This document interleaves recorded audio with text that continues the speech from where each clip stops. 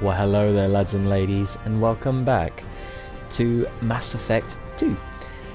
Today we're joining General Shepard, Commander Shepard, Private, whatever his bloody name is, and we're going to go in and finish off the second version of Mass Effect.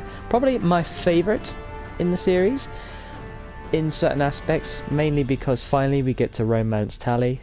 Cannot wait for that. I love that woman so much. I even remember like that one little thing that they did where you actually get to see her face basically at the ending of the relationship. It's like on the desk of his bed or something like that. It's actually a Photoshop of some random woman's face. She looked very beautiful, but they photoshopped it to make her look a little bit more alien, like with some patternings on her chest and the free hands, and the eyes are a little bit different basically. What I hear is that they might have gone with a more fleshed out look for her face basically, which I cannot wait to see. I kind of hope they keep at least, you know, some aspects of it a little bit kind of like the original, because that's kind of what we grew up with Tali basically. But yeah, anyway, enough of the talking, let's get into the game, shall we?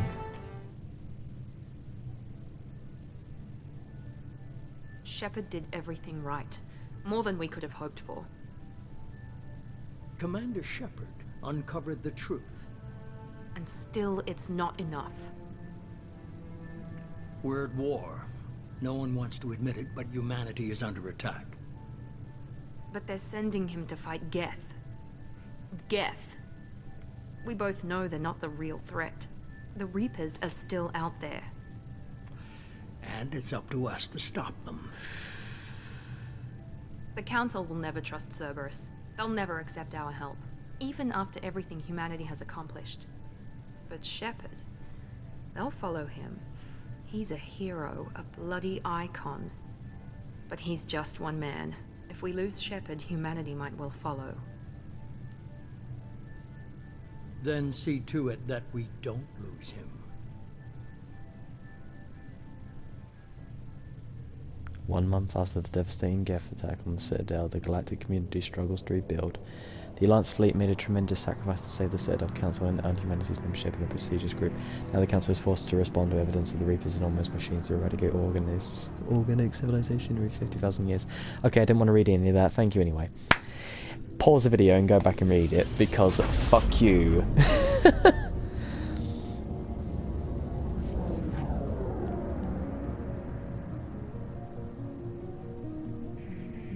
Gorgeous, isn't she? Got old Presley there. Glad he's still on board. Disengaging FTL drives. Joker, my boy. Mission syncs active. Board is green. We are running silent. We're wasting our time. 4 days searching up and down this sector, and we haven't found any sign of Geth activity. 3 ships went missing here in the past month. Something happened to them. My money's on slavers. The Terminus system is crawling with them. Picking up something on the long-range scanner. Unidentified vessel. Looks like a cruiser. Doesn't match any known signatures. Cruiser is changing course. Now on intercept trajectory. Can't be. Stealth systems are engaged. There's no way a Geth ship could pop. It's not the It's Geth. not the Geth. Brace for evasive maneuvers. The proteins. Presley, no! Kinetic barriers down. Multiple hull breaches. Weapons offline. Somebody get that fire out. You're gonna need more than like an extinguisher for that fire. The whole ship is destroyed.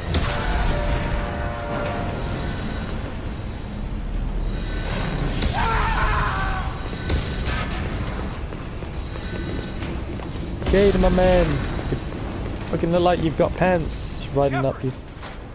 Distress beacon is ready for launch. Will the Alliance get here in time?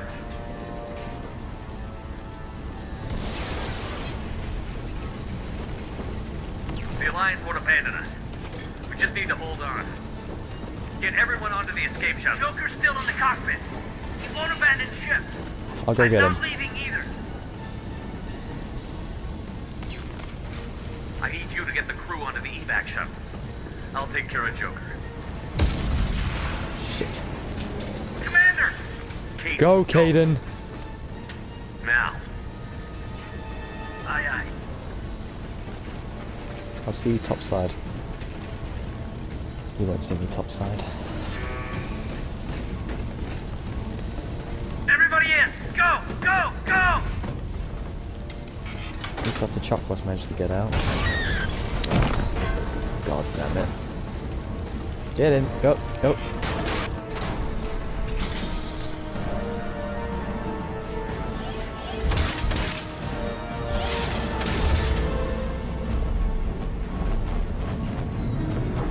I'm hoping there's one shuttle left for Joker.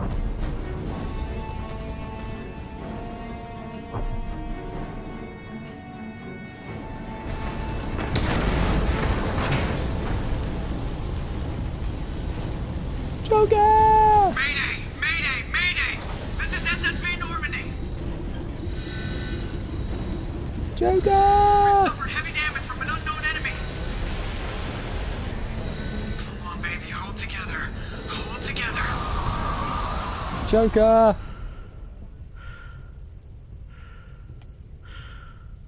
Wow.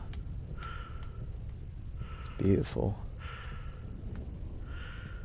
I remember that you could knock the chairs out of the way. Wow, no gravity is so cool. Oh, that's cool. There's a force field keeping him in place. Come on, Joker. We have to get out of here. No, I won't abandon the Normandy. I can still save her. No, you can't, mate. Come on. The Normandy's lost. Going down with the ship won't change that. Yeah, okay. Help me up. They're coming around for another attack. Right, sorry about your legs, mate, but I need to rush you right now. Pick him up and fry him into the shuttle.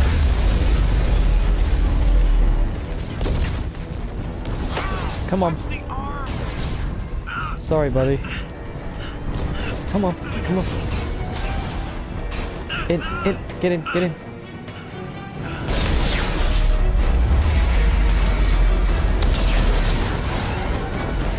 Fuck, fuck, fuck!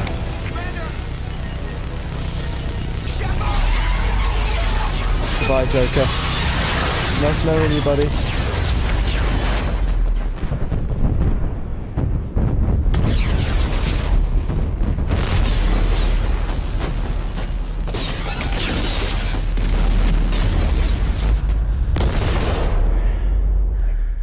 God, they just slaughtered the Normandy.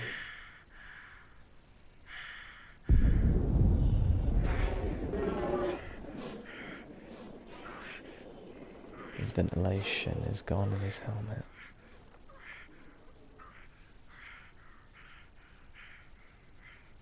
A quick death. He would have suffocated before hitting the ground.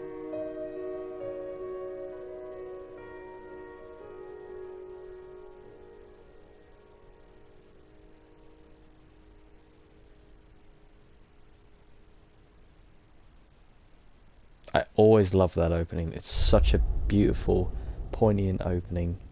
To know the threat that you are going up against is that powerful, basically.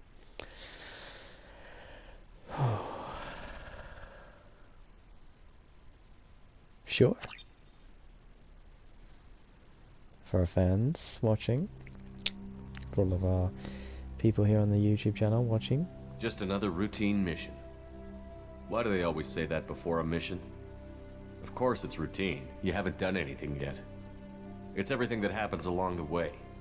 The choices you make, the paths you choose, that turn the routine into anything but. Of course, that's how it started. A routine mission, answering a distress call. And look where that got me. We were testing out the Normandy, Captain Anderson's new ship, when the distress call came in. An Alliance patrol on Eden Prime had been attacked. They'd seen something they couldn't explain. And whatever it was massive. I hit the ground with my lieutenant, Caden Olenko. A good kid, loyal, by the book, with a talent for biotics. We came across the lone survivor of the patrol, Gunnery Chief Ashley Williams. A soldier to the core. Tough, disciplined, ready to take on whatever came her way. Ashley joined up with us and took us to the spot where she lost her squad. That's when we saw it. The ship. Like nothing I'd ever seen. It was massive, scorching the colony and everything around it as it blasted away. We followed the path of destruction to an artifact, a beacon left by a long-dead race called the Protheans. The colony had dug it up, and whoever attacked them had tried to take it. Chief Williams made the mistake of getting too close. It hit her with some type of energy. I grabbed her and threw her out of the way. That's when it hit me. Hard. Every muscle in my body went rigid. I couldn't move, could barely breathe. Everything went black. And then I saw something. A vision. Dream. A nightmare. By the time I woke up, we were halfway to the Citadel on our way to meet the Council. I was expected to explain what I'd seen. Anderson came along. So did Adina, our political representative on the Citadel. With those two heavyweights, it seemed reasonable we could persuade the Council that the ship we'd seen was a potential threat, as was the individual behind the attacks. The main suspect for the Eden Prime massacre was a Turian Spectre named Saren. He'd been seen by one of the survivors from the colony at Eden Prime, and there was some evidence to suggest that the ship was connected to Saren. But even Adina's pointed accusations weren't enough to convince the Council. They just couldn't believe one of their chosen elite Spectres could be guilty of something like that. They needed proof, which meant I needed proof. Fortunately, I wasn't alone in my search. Garrus, another Turian, wanted to help. A top agent for Citadel Security. Despite orders from his superiors that he shouldn't get involved, he told me he was suspicious of Saren, and he had some useful leads. More importantly, he was willing to share them. That led me to Rex, the biggest, nastiest-looking Krogan bounty hunter I'd ever seen. He turned out to be more than just a brute. It was his intel that led to a fugitive with incriminating evidence on Saren. The fugitive turned out to be an energetic little Quarian named Tally. A tech expert with a knack for hacking, she'd procured some information on Saren. Evidence that proved Saren was dirty. Tally's evidence proved that Saren was responsible for the massacre on Eden Prime, and that the immense warship we'd spotted was in fact Saren's flagship. But it went much further. Saren was trying to find a way to bring back a race of sentient machines from dark space. Machines allegedly responsible for cleansing the galaxy of all organic life. These Reapers were blamed for wiping out all life 50,000 years ago, including the Protheans, then disappearing back through the mass relays to dark space, leaving no trace they'd ever been. That explained why Saren was after the beacon, and it made some sense out of my visions. But not much else. We couldn't convince the Council that the Reapers were a threat, but they agreed Saren had to be stopped. They stripped him of his Spectre status and gave me the honor of becoming the first human Spectre. My first task? Bring down Saren. Anderson decided to stay behind, giving up his ship, the Normandy. He told me I would need it more than he would. He also pointed me in a direction. Liara, a Prothean expert, adept in biotics, and maybe most importantly, daughter of Benezia, Saren's top lieutenant. And like most Asari, as beautiful as she is intelligent, and born with a unique ability to meld with other species. Liara was able to help me decipher some of the vision the beacon had given me. Nothing concrete, but it gave me some clues. And a new appreciation for the Asari. Her technique for accessing my vision was unexpected, but not at all unpleasant. Ashley was a little concerned about the connection I shared with Liara. As commander, I knew either relationship had the potential to interfere with the mission. I decided discretion was the better part of valor, and kept my focus on our goal, finding Saren. Thanks to Liara's help, we had our next lead, Benezia. Saren had taken her to Novarian, where he'd enslaved a dangerous race of insect-like creatures, the Rachni. He ordered Benezia to use the same technique Liara had used on me to extract information from the Rachni Queen. The Queen's drones were everywhere, and they weren't happy. We had to fight through hundreds of them to get to Benezia. By the time we arrived, Saren was gone, with the information. I tried to reason with Benezia, but Saren had indoctrinated her. He had somehow acquired the ability to control people's actions and wills. Venezia wouldn't surrender, and Liara was forced to watch her mother die in her arms. And I was left with an angry, dangerous Rachni queen to deal with. She claimed her drones would do no harm if I released her. But the Rachni had terrorized the galaxy before. I couldn't do it. I wouldn't doom an entire species for past sins. And the queen was true to her word. She left and took her army of drones with her. With Saren's top lieutenant dead, he was quickly running out of time and places to hide. I tracked him down at his base on Vermeer, but we soon learned it was more than a base of operations. It was a breeding ground. Saren was breeding an army of Krogan. He'd found a cure for the genophage, a disease inflicted on the Krogan to prevent them from breeding and taking over the galaxy. But the Krogan Saren was breeding were slaves, mindless beasts that obeyed Saren's will.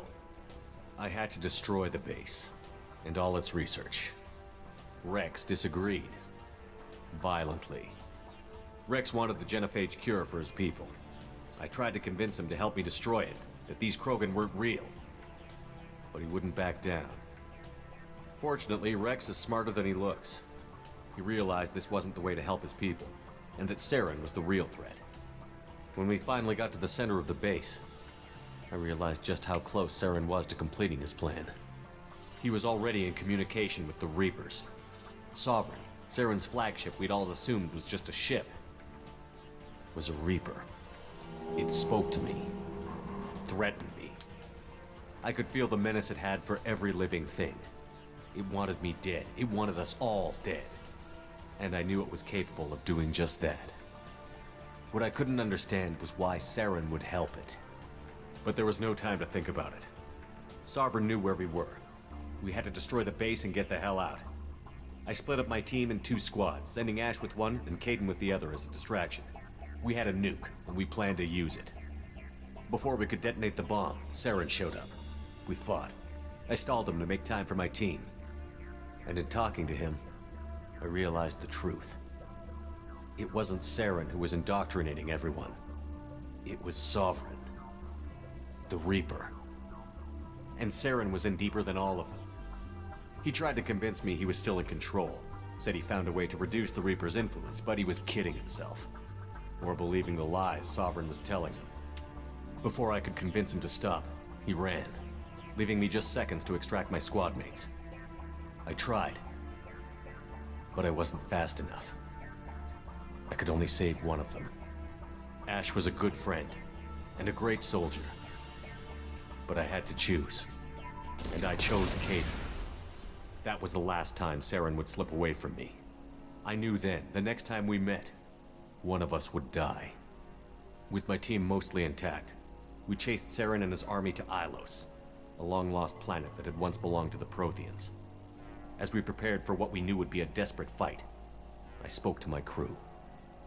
We were just one ship, against Saren's growing army. I assured them all that despite the odds, we could defeat him. I'd never tell anyone, but I had my doubts. Leaving Ashley behind had hardened my resolve, but revealed a soft spot in my defenses. How many more friends and allies would I be willing to sacrifice in order to stop Saren? We arrived on Ilos, close behind Saren. Once on the planet, we discovered a Prothean databank that helped me put the final pieces of my vision together. The Reapers had come 50,000 years ago, and every 50,000 years before that, each time purging the galaxy of life. The Protheans had fought and died, like every species before them. But a few survived long enough to leave a parting gift. The Protheans had discovered that the Citadel was the key to controlling the mass relays. By sabotaging the Citadel, they found a way to close the relays to dark space, slowing the Reapers' return, giving us the time we needed to find a solution to stop the Reapers once and for all. Saren knew this. He was leading his army to take control of the Citadel and re-establish the relays to dark space, bringing the waiting Reapers here to destroy us all. We followed him to the Citadel. It was intact, but heavily damaged. He had caught the Council fleets by surprise, and they were only now regrouping. And with Sovereign as his flagship, there was little hope the fleets could counterattack with enough strength to take back the Citadel. But Saren was done running, and I was done chasing him. As the Alliance and Citadel fleets battled Saren's army outside, I cornered the Turian bastard in the Citadel tower and confronted him. He died believing that the Reapers would save him. As I fought to regain control of the Citadel, the Council's flagship, the Destiny Ascension, fell under attack. Despite Saren's death, Sovereign and Saren's army continued to fight. The Council was aboard the Destiny Ascension, and they were requesting assistance. But I knew in order to help them, I would have to put our Human Alliance fleet in jeopardy. The Council had to be saved. They represented the hearts and minds of the galactic community. Without them, the fleets would be in disarray. Even with the Citadel back in my control, Saren defeated, and the Normandy leading the combined galactic fleet, the battle against Sovereign, a single Reaper, was relentless. It took the combined fleets of humanity and the other races, but in the end, Sovereign fell. But the costs were immense. While humanity's efforts in the war earned us our first seat on the Council, it was a hollow victory. The Reapers were still out there. I knew the fight was far from over, but as the one who'd led the fight against Saren, I was given new responsibilities. The choice of humanity's first counselor was left for me to decide. On the one hand, Udina, the lifetime politician. Ruthless and ambitious, he would easily navigate the political landmines that would soon be put in front of him. The other choice, Captain Anderson, the career soldier. Tough but fair, but a friend, and someone I could trust. Both great leaders in their own right. Anderson didn't want the job, which was a sure sign he'd be perfect for it. No ambition to get in the way. The war was over. The threat had passed. In time, the Council would rebuild itself. The Citadel could be repaired. Even the pain of lost friends would fade.